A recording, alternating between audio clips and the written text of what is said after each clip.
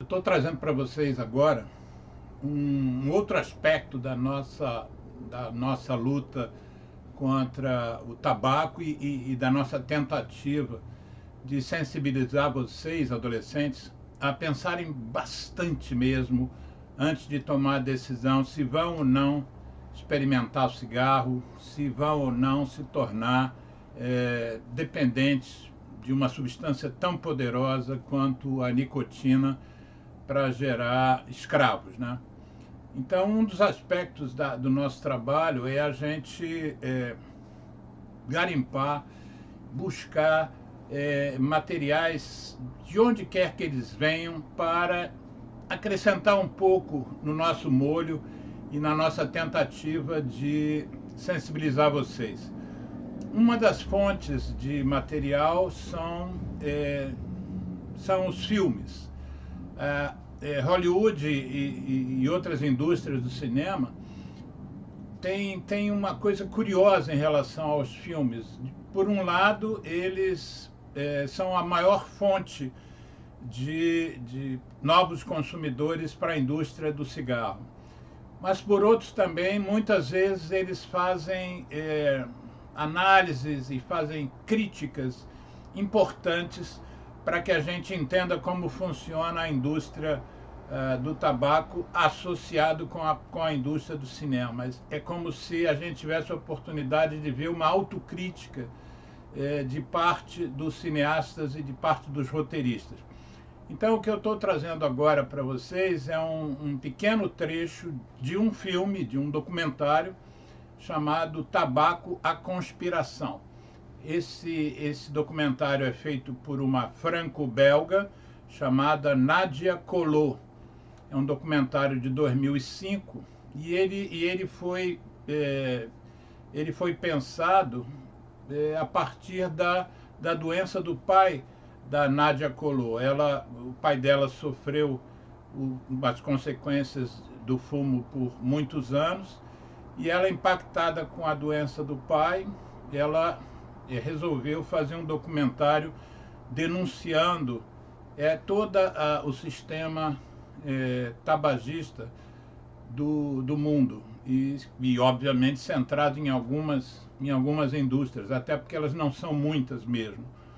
Então a Nádia fez um condensado de entrevistas, de depoimentos para criar a denúncia como um todo.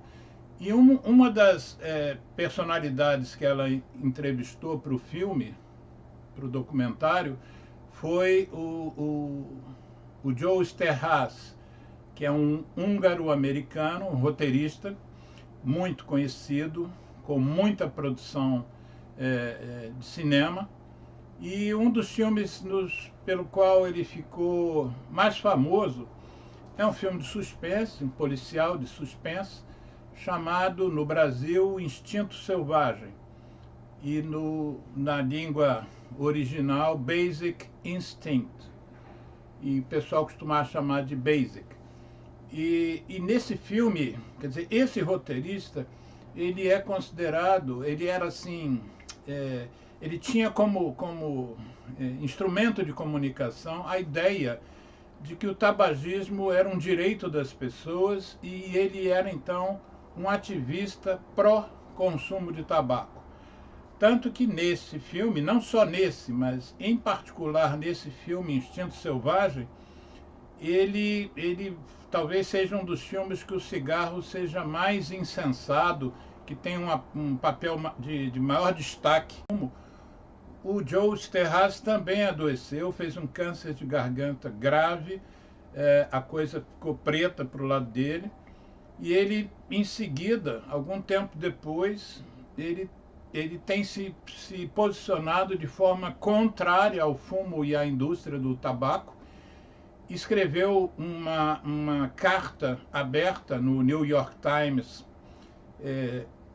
expondo a sua ação para ele próprio, considerada por ele próprio nefasta. Ele influenciou muita gente a fumar, segundo ele mesmo, e ele tenta então desglamorizar o cigarro e denunciar a indústria cinematográfica como em parceria, trabalhando em parceria com a indústria do tabaco. E ele sente-se muito culpado porque ele acredita que ele tem influenciado milhares, centenas de milhares de pessoas, como ele mesmo diz, vocês vão ver. Ele se sente culpado por ter influenciado tantos jovens e fazendo com que esses jovens que se iniciaram no fumo possam eventualmente adoecer gravemente daqui a uns anos por causa da influência dele. Então, o que eu vou mostrar para vocês é um trecho pequeno de 2 minutos do documentário Tabaco, a Conspiração. Eu estou tentando entrar em contato com o pessoal da produção do filme para ver se a gente tem autorização de colocar legendas em português no documentário inteiro, mas enquanto isso não acontece, vai só um trechinho. Scénariste hollywoodien à la filmographie impressionnante, Joe Eszterhas a toujours glorifié la cigarette. What a Hollywood film with big smoking does is it aims a revolver at a 13-year-old child, and when that child is in his 50s, that gun goes off.